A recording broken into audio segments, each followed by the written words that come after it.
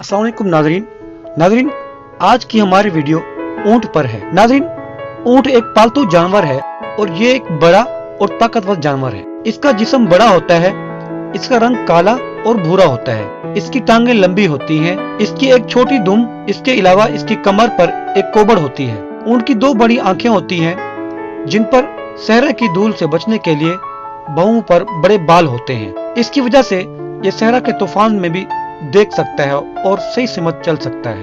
नाज़रीन, इसके दो छोटे कान होते हैं। ऊंट का मुंह इसके जिस्म से छोटा होता है और इसके मुंह में 34 बड़े दांत होते हैं जो झाड़ियों और पत्तों को आटे की तरह पीसते हैं। इसकी लंबाई तकरीबन 9 से 10 फुट होती है। ऊंट की गर्दन लंबी होती है जिसकी वजह से वो ऊंची ऊंची झाड़ियों के सब्ज पत्ते खा सकता है, जहां से इसे ग़िज़ायत भरपूर खाना मिलता है। इसकी ग़िज़ा सूखा चारा, जंगली सब्जा, तिनके वगैरह है। नाज़रीन, ऊंट को सहरा का जहाज भी कहा जाता है क्योंकि ये सहरा में 65 किलोमीटर फी घंटा की रफ्तार से पानी में तैरते हुए जहाज की तरह चल सकता है। नाज़रीन, ऊंट की खाल बहुत मोटी होती है जिसकी वजह से इसको सहरा में पसीना कम आता है और प्यास भी कम महसूस होती है।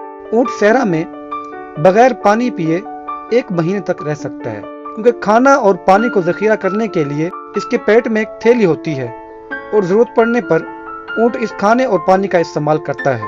ऊंट इस थैली में एक वक्त में 20 से 30 लीटर पानी का जखीरा कर सकता है। नाज़रीन, तेज धूप की रोशनी में इसका जिस्म सर्द रहता है क्योंकि इसके जिस्म में पानी की तादाद बहुत ज्यादा होती है। इसकी वजह से जब सहरा में बहुत दिन तक खाना और पानी दस्तयाब नहीं होता तो वह इस कोबड़ में जमा किया हुआ खाना और पानी इस्तेमाल करता है। नाज़रीन, ऊंट एक ज़हीन जानवर है क्योंकि वो जिस रास्ते से गुजरता है वो हमेशा याद रहता है। यही वजह है कि वो कभी कभी सहरा में अपना रास्ता नहीं भटकता। और मादा ऊंट एक दिन में तकरीबन 5 से 7 लीटर दूध देती है। नाज़रीन, ऊंट का दूध आला सतह पर इस्तेमाल होने वाली खुराक और डेंगू जैसी बीमारी का इलाज करता है। ऊंट का दूध बहुत ग़िज़ायत बख्श होता है। इसमें तांबा, विटामिन, मादनियत पाए जाते हैं। इसका दूध गाय के दूध से ज्यादा ग़िज़ायत वाला समझा जाता है। ऊंट के दूध में तवानाई का ज़ख़ीरा होता है जिसकी वजह से वो ऐसे काबिल बर्दाश्त और मोहलिक हालात में भी जिंदा रहने के काबिल होता है।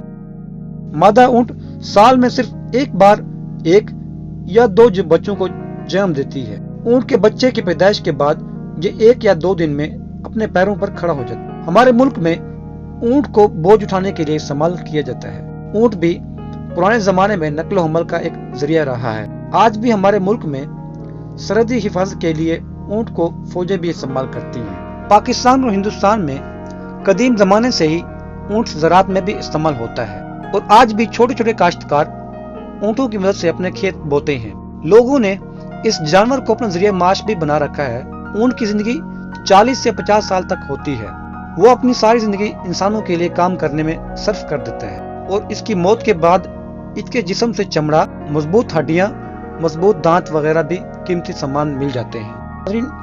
ऊंट के गोबर से खाद भी बनती है और ऊंट के गोबर को सुखाकर बतौर ईंधन भी इस्तेमाल किया जाता है। ऊंट रखने वाले लोग इन पर मुख्तलिफ किस्म के खेल भी दिखाते हैं जो ऊंट की खूबसूरती के साथ साथ देखने में भी बहुत खूबसूरत लगते हैं। ऊंट को मुख्तलिफ मकामात पर भी इस्तेमाल किया जाता है। सियाहों को इस पर सवारी दी जाती है, लिहाजा ऊंट भी तिजारत के तौर पर इस्तेमाल होता है और इसकी कुर्बानी भी की जाती है।